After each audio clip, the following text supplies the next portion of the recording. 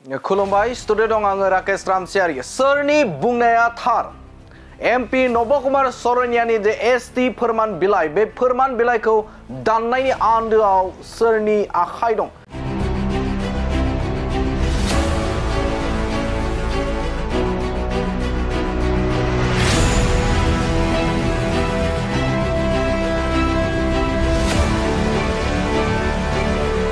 सोरनि बुंनाया थार बे मोनसे गिदिर सोंथि थारैनो एमपि नबकुमार सरनियानि एसटि फोरमान बिलाइखौ सोरनि नाजानायाव दाननो हाखो आरो सोरनि दैदेननायाव एमपि नबकुमार सरनिया एसटि फोरमान बिलाइखौ मोननो हानाय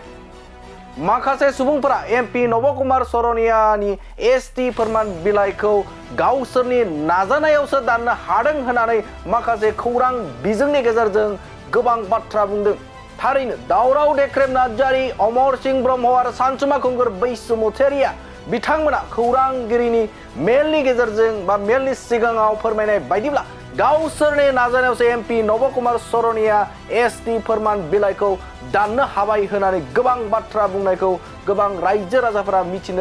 मिथिबाय जानो हागौ बिथांमोना खौरां मेलनि सिगाङाव ओरैबायदि बुंदोंमोन एमपि नबकुमार सरनिया एसटि फोरमान बिलाइखौ गोबाव सम नाजानायनि उनाव दाननानै होनो हाबाय बिथां एमपि नबकुमार सरनिया एमपि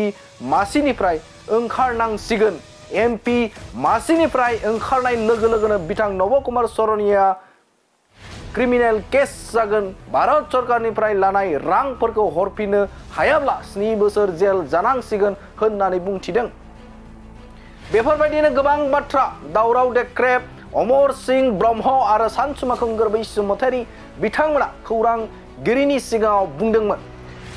बेराफारसेथिं एमपि नबकुमार सरनिया एसटि फोरमान बिलाइया नंखाय होना फोरमान जानायखौ लानानै माखासे सुबुंफोरा गावसोरनि बिहोमा दं होननानै समाजारि बिजोङाव बुंथिना लानायनि सायाव उदालगुरि जिल्लानि टंलायाव बर' माहारियारि सानसुमैगिरिफोरा खौरां मेलनि गेजेरजों रोखा फोरमायथिदों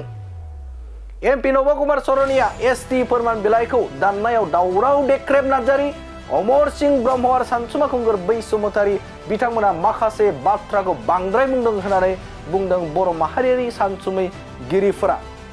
बर' माहारियारि सानसुमैगिरिफोरा फोरमायनाय बायदिब्ला दावराव देख्रेब नार्जारि आरो अमर सिंह ब्रह्म आरो सानसुमा खुंगुर बैसुमुतियारिया बिथांमोना एमपि नबकुमार सरनिया एसटि फोरमान बिलाइखौ दाननायाव खामानि मावाखै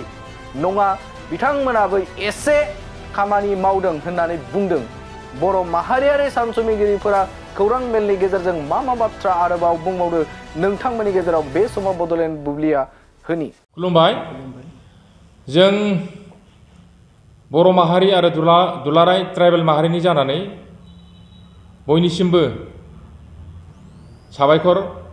आरो जोंनि सिबिनायखौ बावहरदों जोङो दिनै मोनसे गोनां जाहोननि थाखाय ससियेल मिडियायाव ओंखारनो गोनां जाबाय नाथाय जोङो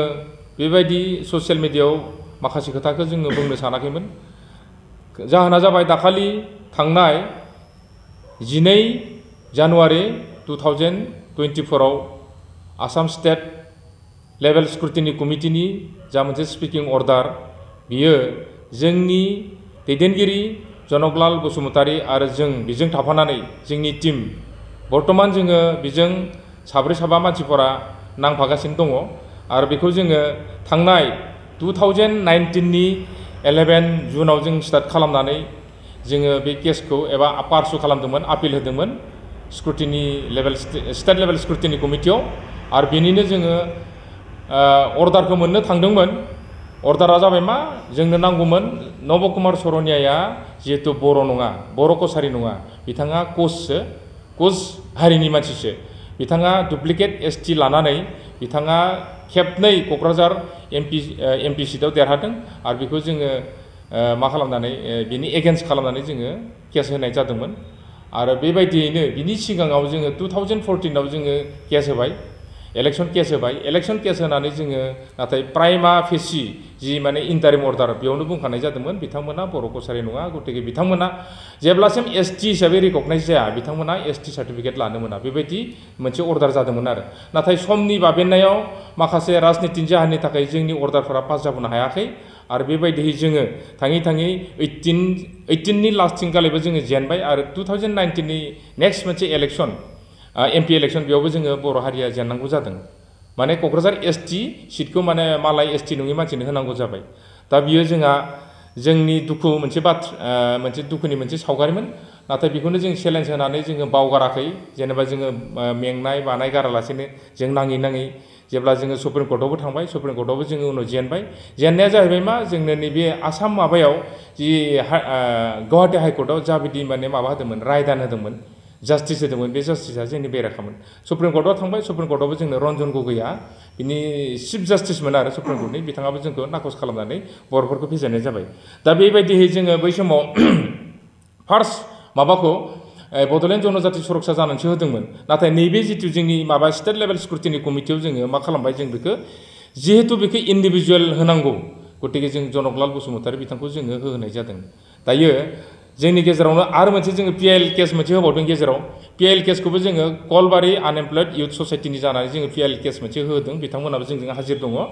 दा बिथांमोनखौबो जोङो बे समाव लाबोदों बिथांमोनाबो गावसोरनि खोथाखौ बुंगोन आरो बे हिसाबैनो जोङो PIL केसावबो जों देरहाबाय आरो थांनायनि लेटेस्ट दाखालि 12 तारिखआव जोंनि जानुवारियाव जों ओंखारबाय जोंनि केसा जोंनि फेभाराव फैबाय आरो माने मा लास्ट सेन्टेन्सआ जाहैबाय मा नब कुमार सरनिया बर' नङा बर' कसारि नङा बिथाङा कुच माहारिनिसो गतिके बिथाङा फैबाय थानाय MP इलेक्शनाव क'क्राझाराव ST हिसाबै बे गेलेनो मोननाय नंलिया बिथाङा जेनेरेल जानानै बेलेग जायगायाव गेलेनो मोनगोन नाथाय ST हिसाबै बिथाङा गेलेनो मोननाय नंलिया दा बे खोथायानो जोंनि थाखाय मोनसे मोजां रादाब आरो जों दिनै जों खामानि मावनायखौ जों बुंना लाना आसलते जों लाजिदोंमोनबो ओंखारनोबो जों बादोंमोन नुजाबाय थानो खारन जों सिं सिं खामानि मावबाय थादों मेङालासेनो मोनसे समाव जोंहा जोंनि बे दैदेनगिरि जनकलाल बसुमतारीयाबो एसे मेंग्लिनाय जादोंमोन आरो जोंनि माखासे ग्रुपआथ' गारजोब्बायमोन दा बेयावनो जोङो 19निफ्राय मोजाङै जोङो नांफिननानै आरो बे समावनो जोङो खामानिखौ कन्टिनिउटि खालामबाय थादों बे समावनो आरो सासे जोंजों पंकज इस्लारि होननाय बिथाङाबो जोङो माने थिग टाइमाव ओंखारबोदों खामानि मावनो थाखाय आरो माखासे जायफोरा दिनै जोङो नै बिथां जोंहा सानसुमा खुंगुरानो बुं दावराव देखेरबानो बुं